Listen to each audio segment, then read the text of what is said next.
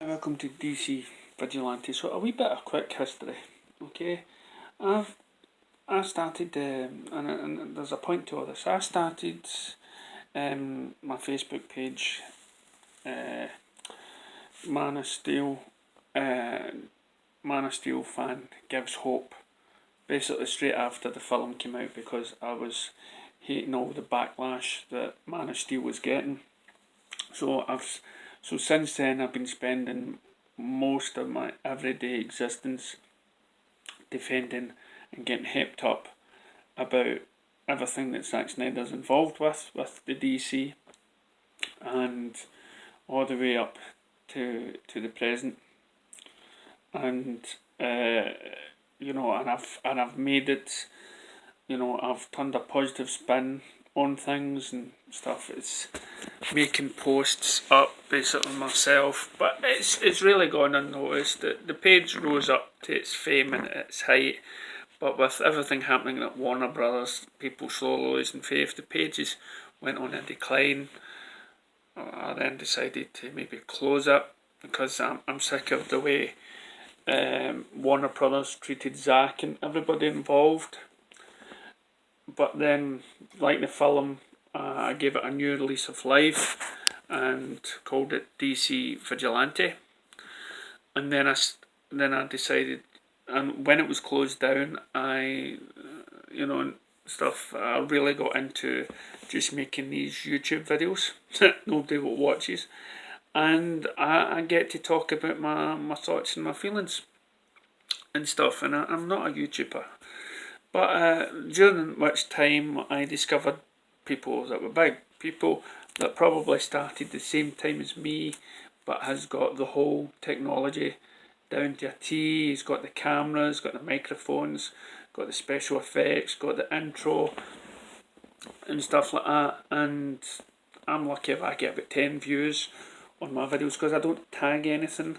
But these people, these YouTubers, they do it. They spend their time and they make the professional videos up, and it gets noticed. The subscribers go up, and they've probably been doing it in half the time that I started my Facebook page, and more of half the time than I started doing this YouTube thing. So of course I'm just recently. One time on my Facebook page, I was talking to the guy, Greco or something. He was doing the stuntman in BVS, and I told him, let him know that I've been defending Zack on Facebook, and I've got a huge. It was a really big at the time, Facebook page, and let him know that we've got his back. So then it came apparent that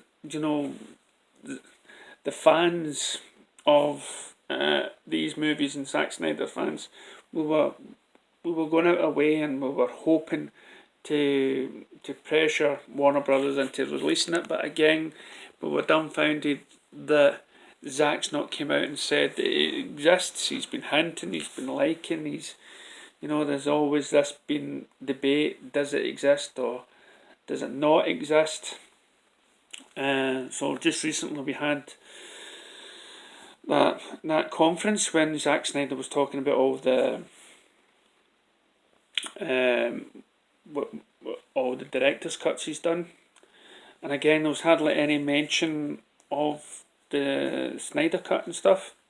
So we're relying on people's tweeting or whoever's been there, but we couldn't hear exactly Snyder confirming it. But then I've just watched a video with Chris Wong, and I sort of trust him, and he was telling us about his experience, how he spent all this money spending all that money going there. I mean, I'm from Scotland, so it would be a long trip, and nobody would have heard of me really, the page or the YouTube channels. I'd be like weirdo compared to the people that were there, the big names like Film Junkie and Chris Wong and all the people on tweets or whatever, and all their big stations. But I mean, they deserve it. They've put a lot of effort. And Chris Wong actually found out that Zack Snyder actually watches him. I mean, wow. I mean, I remember the time when I spoke to Kevin Smith, and what a great feeling that was. So I sort of know how he must feel talking to somebody like Zack Snyder. You know, somebody really, really famous. We always forget that they're just human as well, though. But no, good on him, and good on the people that turned up and showed their love and compassion and wore the t-shirts and everything else.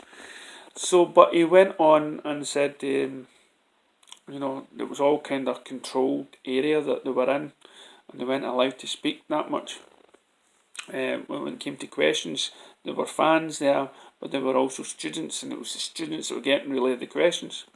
So in order for you, the fans, to get something across, they had to basically shout things, like release a Snyder Cut.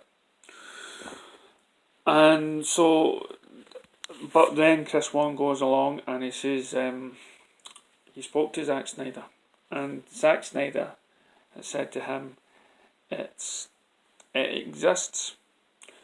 The only thing that needs to be worked out is the CGI, but it's looking promising. This is that a lot of the figureheads, probably the people that stabbed him in the back, they all seem to be leaving or getting fired and everything else. And Warner Brothers is aware of the pressure that the fans are doing, and the way Zack came across with Chris Wong is that you just need to keep doing it.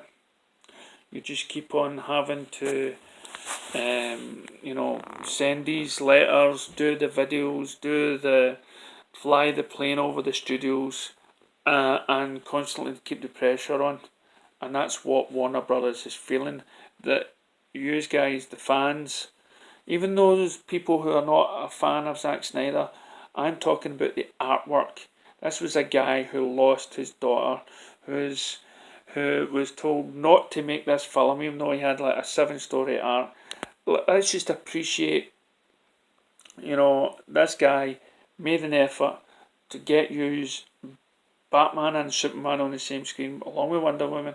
He was getting pressured to tie it into the Justice League, and even though if you like Justice League, right, if you liked that film, even though we know what went on and it was taken away from him, even if you liked that film, would you not care to see another version of it, something that would be remotely tied to BVS? Because we all know through the conference that the original idea had to be put in the bin.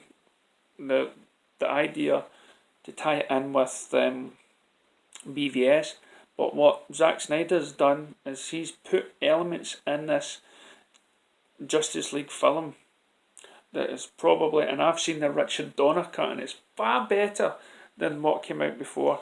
So if Zack Snyder's made a film that could even enhance the Justice League, then why not support that? And now, with my hand on my heart, hearing all this, I'm now a firm believer in the movement for the release of Snyder Cut. I mean, I've not saying I never supported it in the past. I've made videos.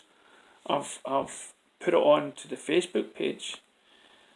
But my anger was also directed at everyone involved. You know, everyone involved. If only Zack Snyder made BVS just that 2 hours so he didn't need to cut it, or maybe if he just acknowledges his fans and comes out and says, screw you Warner Brothers, my film does exist, and then, you know, but now that he has actually got these 3 films together, he sat down with fans, there's talks about him doing something like this again. What other director does this? And I was told that people that went to see BVS, they all loved it. I would have loved to be in the cinema where people were cheering at the right moments and showing Zack Snyder the love, because that is my favourite superhero movie is BVS. It has everything I could want. And now Zack Snyder says, keep the pressure on. And it will get done. So, this is my truth. Release the Snyder Cut.